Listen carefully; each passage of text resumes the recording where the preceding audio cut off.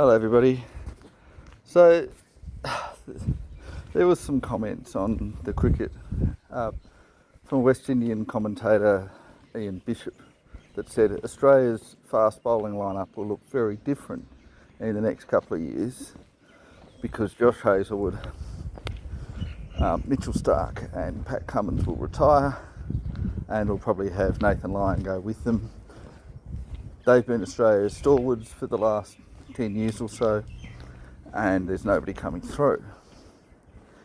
Now, Australia, our cricket does have holes.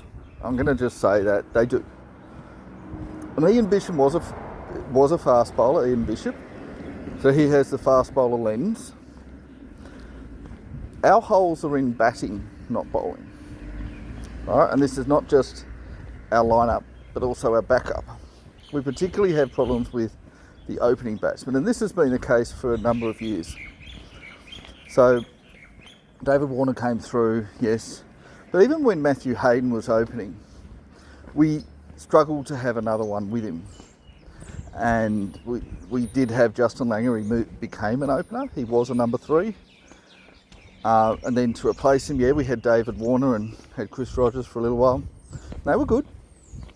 Don't get me wrong, Chris Rogers was great. David Warner ranged between average and really good. Chris Rogers was more consistent. We could have had Michael Hussey as an opener. He liked opening, but he didn't really open. And then we struggled. And so when David Warner was playing, it was most of the time it was David Warner plus someone else, and whoever the someone else was, most of the time wasn't very good. So that second opener has been a hole for, I'm going to say 15 years, probably 20 years. Realistically, there have been a few times where we've had two good openers, but most of the time we've only had one. And you can say, oh, Matthew Hayden and Justin Langer, that was great. If you look at that properly, Matthew Hayden was doing all the work, or most of the work. He was averaging like 53. Justin Langer was more like 38. It's a bit of a gap between the two. Yeah, they were a good partnership, but that was one person doing most of the work. And even when you had Shane Watson open for a little while, he did okay as an opener, but mainly only because he was also bowling, and he wasn't always opening. So if you look at the number of matches he opened in, it wasn't that many. So we have had trouble for a long time. Now we found Usman Khawaja, who was in and out of the team as a number 3 or sometimes a number 4, and then he didn't like opening. He moved into open, and we had a good year of Khawaja and Warner. In fact, Khawaja did so well that for the first time in his whole career, David Warner was the second best opener. The whole rest of the time he was the best, by a long way most of the time. Probably since Chris Rogers. Chris Rogers and David Warner opened together, I think, for about a year. Warner was number 2. Then we had about 10 years where it was Warner and nobody, basically. And then we had Warner and Khawaja. And now we've got Khawaja with nobody. And we've got to just say, that is our problem. It's not our fast bowlers. That's the problem. Looking at someone to replace these 3 fast bowlers is irrelevant. In fact, we have a bigger problem with our spin bowlers than our fast bowlers. And I don't think we have that big a problem with our spin bowlers. And I would have said, since Shane Warne left, we did have an issue. But Nathan Lyon actually has started to become a genuine bowler, not just our best spinner, but he's actually a genuine bowler in the last few years. And the thing is, spin bowlers often do go quite a lot older than fast bowlers. And I'm thinking Lyon could well be good for another 2 or 3 years, maybe even 5 years. And the other thing is, Matthew Kuhnemann did well recently. That was a bit of a surprise to me, but he did well. Todd Murphy did well in India. So got Matthew Kuhnemann did well in Sri Lanka. Todd Murphy did well in India. We've also got Corey Rocchitelli. I think I'm saying his name probably completely wrong, but he's got good record domestically as well. And there are a few spin bowling options. Our fast bowling options are so many, it's ridiculous. I mean, you've got Xavier Bartlett, who averages around 18 in first class cricket, is not even in the test side. He's not even anywhere near contention. And I think he's like 21, 22. He's not very old. Jai Richardson was amazing at test level. He of course broke down with injury. You've got Scott Boland. If anyone who's seen him bowl, he's amazing. Okay, he's 37, but so what? There's no indication he's going to just break down in the next 6 months. If these ones drop back, you've got the next one. In fact, I could look at the fast bowlers and I can say who's going to retire first. And I'm going to say it's Josh Hazlewood. His injuries have been so many and so catastrophic that I see he will probably retire in the next year or two. His replacement will be Scott Boland. I don't think there's any doubt about that. They're similar kinds of bowlers. Now you might say, well, Boland's older than Hazlewood. Yeah, but he's fitter. It's not a raw age that's an issue, it's a fitness and healthiness stuff. And look, Boland doesn't do as well as Hazlewood, but I think he probably deserves to have 2 or 3 years, maybe even 4 or 5. And I think he's willing to do that, and he will push his fitness so he's still playing when he's 42, 43. Now, the next one to go after Hazlewood will probably be Mitchell Starc. He had a lot of injury issues early in his career. He's been reasonably stable since. But I think he also, I think, has a push. He wants to spend time with his family and so forth. So I think he'd be the next. Now, who would replace Mitchell Starc? Well, you want a left armour. We don't have that many left arm fast bowlers. Joel Paris is probably the next best. And you're not even thinking of him in terms of our list of good fast bowlers. But he is pretty good still. Or we could just go with righties and not worry about a left armour. I mean, Mitchell Starc in some ways replaced Mitchell Johnson, who was also our best left arm bowler, left arm fast bowler. And for a while they were both in and out of the team, and they very rarely played together. We played Johnson, and then Johnson would do badly, and we play Starc, and then Starc would do badly, and we play Johnson. Of course, Mitchell Johnson had that one good year, maybe even 1.5. Starc overall is a much better bowler than Johnson. We've just got to say that there's a gap. Like, you might consider Starc amongst one of the best bowlers in Australia ever. You wouldn't consider Johnson. Although some people would, because they saw that year, and he was the best in the world in that year. But outside of that year, you wouldn't consider him. And yeah, I definitely think that overall Starc has been a better bowler than Johnson, more consistent. Although Starc's really only good for the first few overs of a match or an innings, and then he breaks down. He doesn't break down, but he doesn't bowl as well. And that's it's not just a strike bowler, but he's a bowler that just has no staying power. What the hell is that car doing? Anyway, yeah, so, but after them, so you've got so many. I mean, we've tried, so Xavier Bartlett, Spencer Johnson's had a few tries. He looks, they look easily test level. Riley Meredith looks great. He looks great. Test level, Sean Abbott I don't think's test level. But he's improved lately. I think he's good enough for ODIs. Probably not for tests, as it's not really suitable for him. But who knows? He might be good at tests now. And I mean, Michael Neser, although he's more of an all-rounder, but good fast bowler.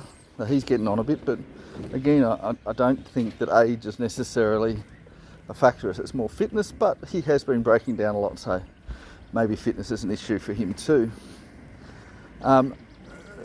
Yeah, so, well, there's Lance Morris, very fast bowler. There's, I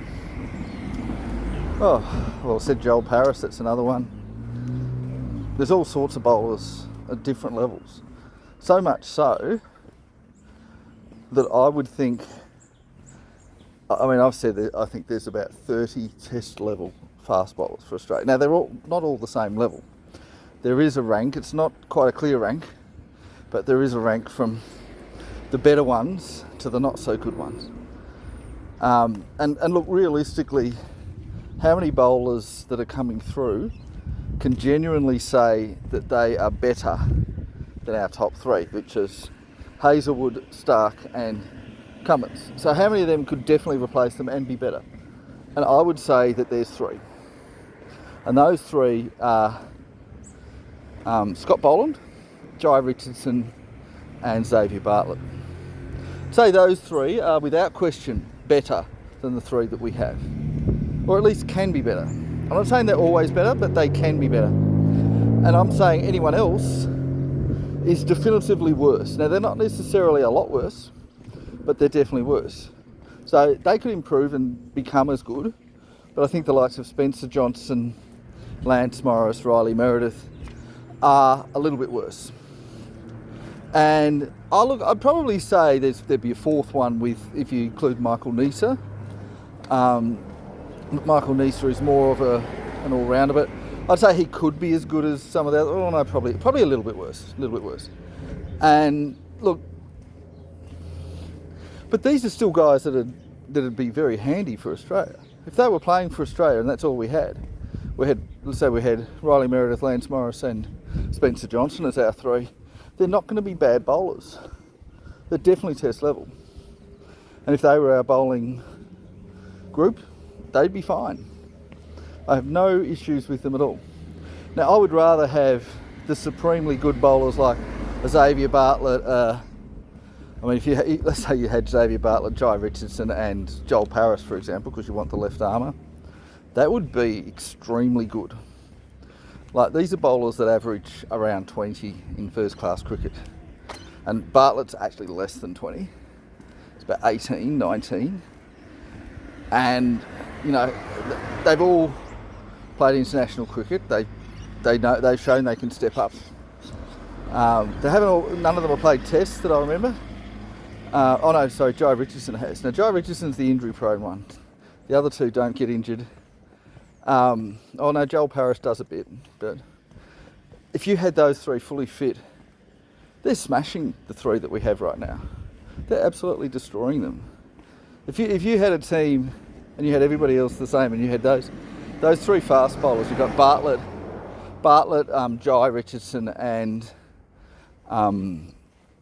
Joel Paris, and you have those three up against Hazlewood, Stark, and Cummins. Yeah, the new guys are going to beat them. They're absolutely going to wipe the floor with them.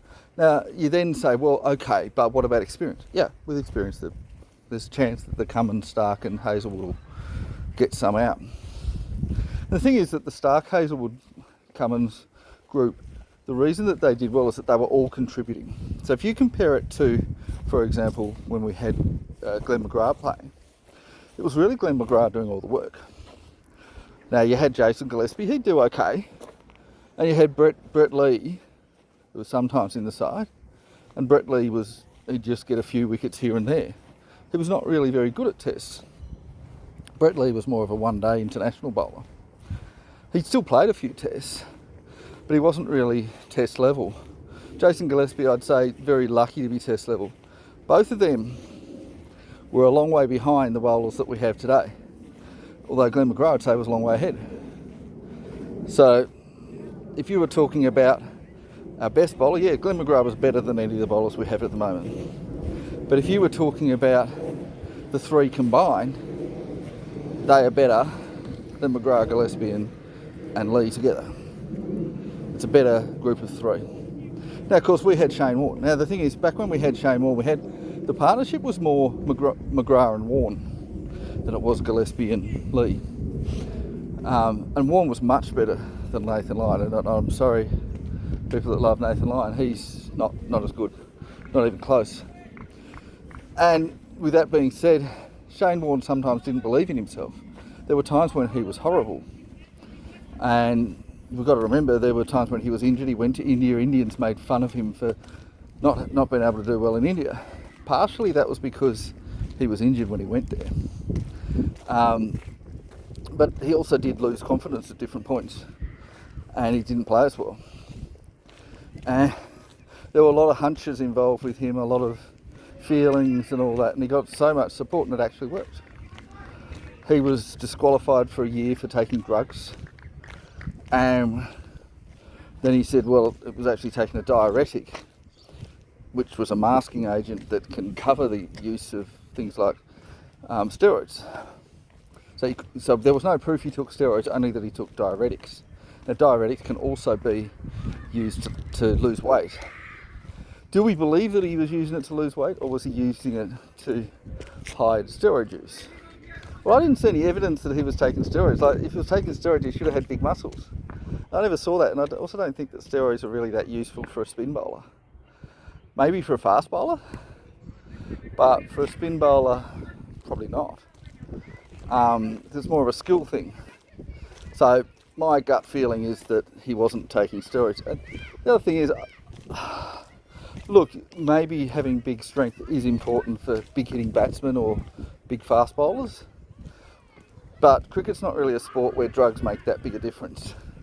I think it's not like weightlifting or speed running, like sprinting. It's more like a sport where it doesn't really make much of a difference. So we don't really have drug issues in cricket. So that's just a part of that. And there's people playing cricket over there. Anyway, they've got uniforms, so it looks like the India versus Pakistan. As far as the uniforms are concerned, I wonder if they're people from India versus people from Pakistan. Might be. We do have quite a lot of Indians in Australia. Not as many Pakistanis, obviously, but a few. Anyway, so that was interesting. But yeah, so I think that Ian Bishop is completely off the show wrong if he thinks that Australia has a problem with the fast bowling backups. Now, of course, we don't know if Jai Richardson will be healthy. He does have injury issues. We don't know if Joel Paris will be healthy. He might not be. Xavier Bartlett has been good so far, but who knows? He's yet to play a test match. He might not be able to do well in tests. The only one of those three that has played a test is Jai Richardson. Maybe Joel Paris did, but maybe only one. And we don't know. And there are times when there's fast bowlers that can be good at first class cricket and not so good at tests. It's more of an issue with batsmen that can't handle the transition than bowlers. Most bowlers can, but you never know.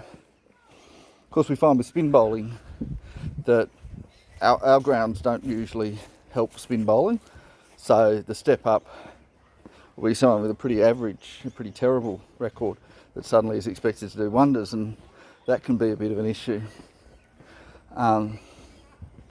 It's an interesting situation, but I think that Ian Bishop is way off with his ideas.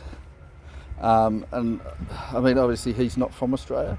He's not paying attention to what's going on in Australia.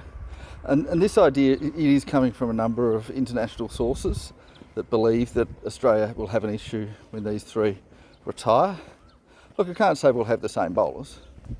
But, the same thing was said when Glenn McGrath and Shane Warne retired. The one that was the hardest to replace ended up being Shane Warne. Now, we've never found someone as good as Glenn McGrath since then, but we have had, the current bowling unit is better than the unit with McGrath in it. And I think that's the issue, because it'll be a different looking unit, but I don't think it'll be bad. The issue is more with our batting, particularly our openers. I actually think we've got quite a few all-rounders coming through, and it is tempting to go with a bit more of a South African-like lineup where you have a lot of all-rounders. I mean, England do that sort of lineup as well in tests sometimes. Everyone can bat, everyone can bowl. And you get the likes of Cameron Green and Beau Webster and Aaron Hardy coming through, and they all seem to be test level all-rounders. So why not have those three in there? And I mean, you had Mitchell Marsh, who I don't actually think was ever test level, but he played a lot of tests. So I'd say Cameron Green, Beau Webster, and I actually think Aaron Hardy as well, are all test level all-rounders. We could potentially have those three as test level all-rounders and not worry about having three top frontline fast bowlers, because we've got lots of all-rounders. I mean, there's three fast bowling options there already. And you could viably put all three in the test team. And you could have them bat at 6, 7, 8. Have a wicket keeper at 5. Then have a spinner and 2 proper fast bowlers. And then you only need to worry about 4 batsmen. And we can easily find 4 batsmen. And that could be a way to plug up the hole. because if you look at their ages, yeah, Beau Webster's, I think he's 30, 31. Cameron Green's 26. Aaron Hardy, I think, is also 26. So those three could play for quite a number of years. And Beau Webster, I know he's the older one, but he's only just starting to become good. So that says that he'll probably have a inspiration to do well. And then you just need to find 4 batsmen. Now, can we find 4 batsmen? Yeah, probably. And if we shuffle it around and have the wicketkeeper at 6 and one of the all-rounders open, or bat up the order a bit, you're fine. I mean, Cameron Green likes to bat at 4, so put him at 4. In fact, you've got Cameron Green likes to bat at 4. You've got Beau Webster likes to bat at 6. You've got Aaron Hardy is happy to bat at 7. Well, there you go. And you'll probably have Josh Inglis coming through instead of Alex Carey. Put Josh Inglis at 5. 4, 5, 6, 7. So you're good. And now that does feel a bit bowler heavy, but I think we can manage it. And, you know, perhaps you could put them all down 1. Perhaps you can have Cameron Green can still bat at 4. I mean, Travis Head's got a while to go. He'll bat at 5. Beau Webster at 6. Josh Inglis at 7. Aaron Hardy at 8. And who are our fast bowlers with that? Well, I think we're still going to have Pat Cummins and Mitchell Starc for a little while. They're 9, 10. Nathan 9, 11. We're all good. Got Scott Boland. Oh well, he's coming in. There's more players than we need. It's the batsmen that are the problem, not the bowlers. And I talked to some Indians and they're like, oh, there's such a problem with your fast bowlers. There's not. There's a problem with our batsmen, particularly our opening batsmen. And I think we've tried this idea that, oh, you can put a middle order batsman in to open, that's not a specialist position. I think it is a specialist position. I mean, I've even heard an argument that a number 3 is a specialist position. Although 3s can bat at 4. And, I mean, we have had number 3s opened, such as David Boone and Justin Langer.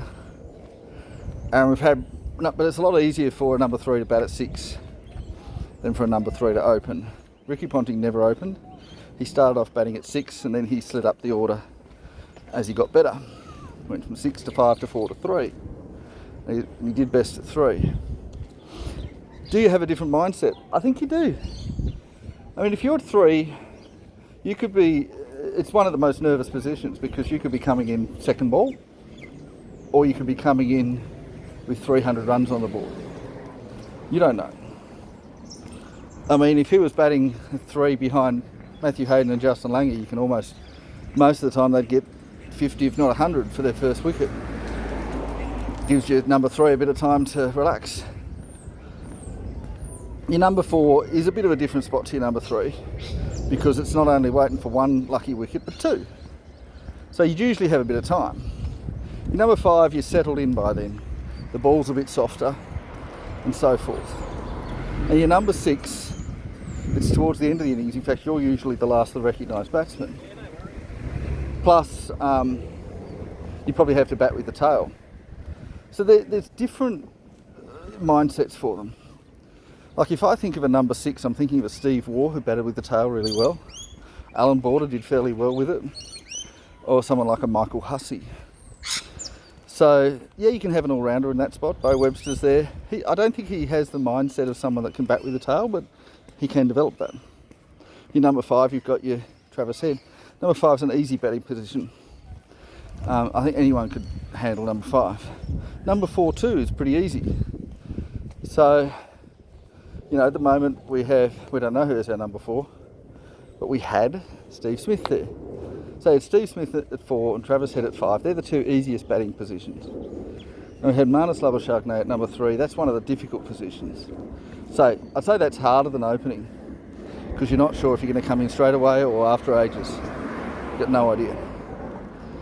So you've got to sort of prepare in case you've got to come out straight away, but you know, it might be hours. Openers know they're coming out straight away, so that's easier in that sense. But it's also, you don't know how the match is playing, particularly if you're batting first. You don't know how the pitch and the ground and the bowlers and everyone's going. So the openers sort of, you watch them and you get an idea of how it's playing. And that's why 4 and 5 are... I'd say you want your best players at 4 and 5 because they're the ones that can capitalise. So having Smith and Head at 4 and 5, it makes sense. Your number 3 has to be your most adaptable player, and that has to be your most skilled one. So I'd always wanted an experienced player at 3. I'd never want someone like Cameron Green who's an all-rounder. There's no way that I'd put an all-rounder at 3. It's got to be an experienced, adaptable player. So if Steve Smith's playing, I'm putting him at 3. Oh, fucking hell. And then, yeah. I mean, I could put Cameron Green at 4. You can hide him at 4. But yeah, not at 3. I think 3. I mean, if we're going in with the current lineup, I'd put Josh Inglis at 3. I think he's the most adaptable. And I know that might not sound like much. I'd swap Inglis and Green around 3 and 4. Keep Head at 5, nice and lazy, and rescue the innings. Yeah, it's a interesting thing that someone like Ian Bishop doesn't understand Australian cricket, because if he thinks that fast bowling is the issue, when we've got like 30 players in reserve, how many opening batsmen do we have in reserve? Other than Khawaja and Constance. And some people say they're not the best 2, but people that say they're not the best 2, who are the best 2 if they're not 2? I think they're clearly the best 2. Are you looking at Cameron Bancroft? Marcus Harris, perhaps? Don't tell me you're looking at Nathan McSweeney, who's not even an opener and failed as an opener. I mean, if you're looking at them, then you don't know what you're talking about. But who is the next? Henry Hunt, perhaps? You want to look at Jake Weatherald? I mean, these are players with average to poor records, first class level even. So I think we're struggling to find openers. It's not just that they're failing, but we just don't have options. There's Jake Fraser McGurk. Yeah, he's had a great record in the IPL. But yeah, anyway, that's it from me. Bye now.